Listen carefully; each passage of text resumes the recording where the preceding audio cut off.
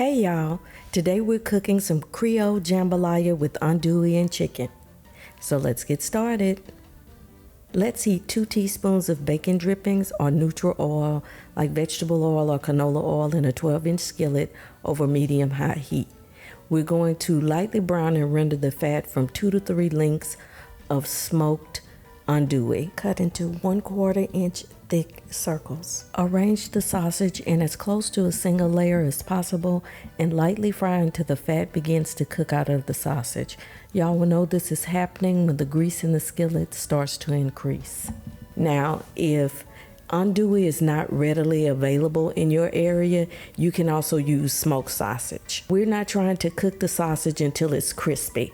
That's more Cajun style jambalaya.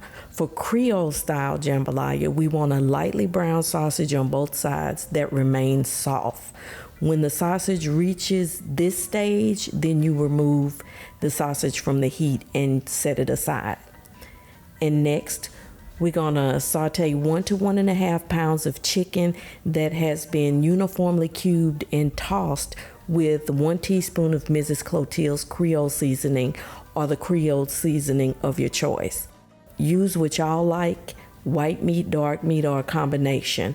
Saute until the chicken becomes opaque on all sides and lightly golden, and this usually takes about 8 to 10 minutes. I'll put the link to Mrs. Clotilde's in the description box in case you're interested.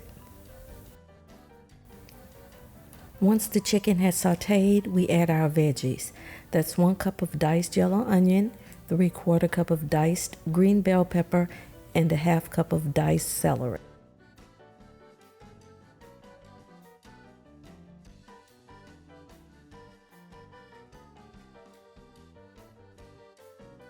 And then you want to season your veggies with an additional 1/2 teaspoon of your Creole seasoning mixed with 1/4 teaspoon of ground black pepper and 1/4 teaspoon of iodized salt. You want to mix the veggies into the chicken, and you want to continue to saute until the veggies begin to wilt and release their water. Just remember to stir intermittently. Then you want to stir in 2 teaspoons of minced garlic, and you want to saute that until it's aromatic.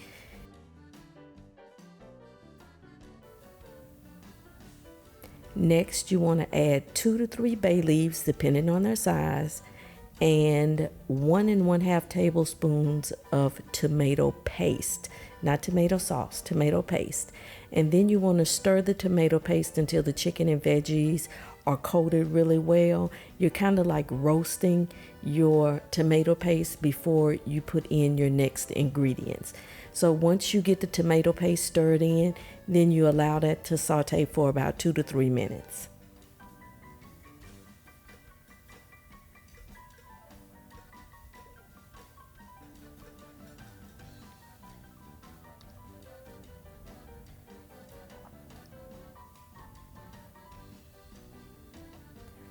Once your tomato paste is sauteed, you want to stir in 10 ounces of diced tomatoes. There are no tomatoes in Cajun style jambalaya, so that's one way that you can readily tell whether you're eating Creole or Cajun style jambalaya. Once you've mixed in your diced tomatoes, you want to stir your sausage back into the jambalaya mixture and bring this to a simmer.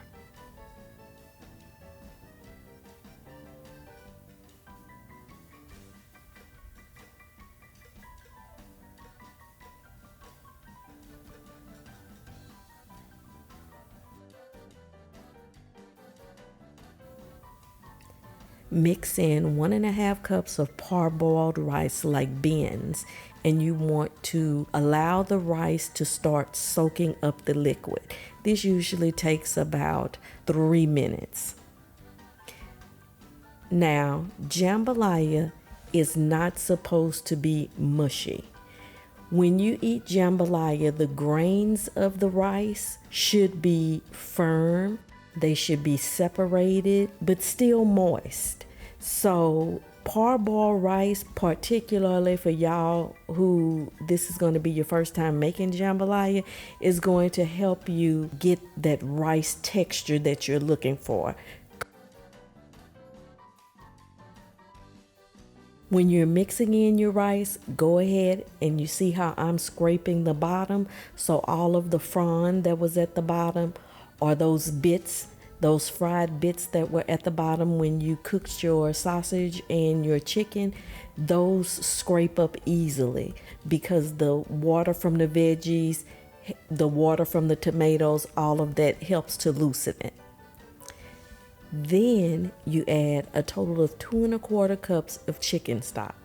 This is homemade chicken stock that I'm using. I'll place the link for that video in the description box if you're interested. If you don't have homemade chicken stock, or that's not something that you want to involve yourself in making, you can use commercial chicken stock if that's your preference. You can even add water, but you'll definitely need to check your seasoning if you're using water or when you're using commercial stock.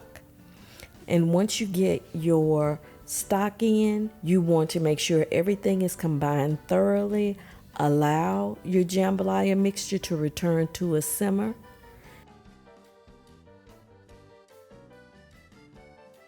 You want to test your seasoning.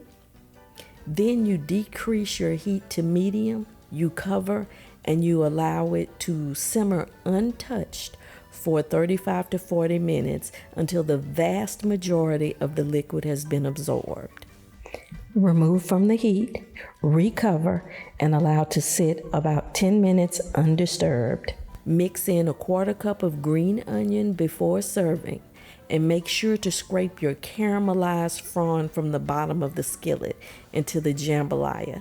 Caramelization is a key feature of Cajun jambalaya, and my dad loved the caramelized bits, so my mom always added this bit of Cajun flair to her jambalaya. And there you have it. Good loving from the oven, Creole style andouille and chicken jambalaya. And remember, when you mix a little bit of Creole with a little bit of Cajun, that's good eating. See y'all next go round.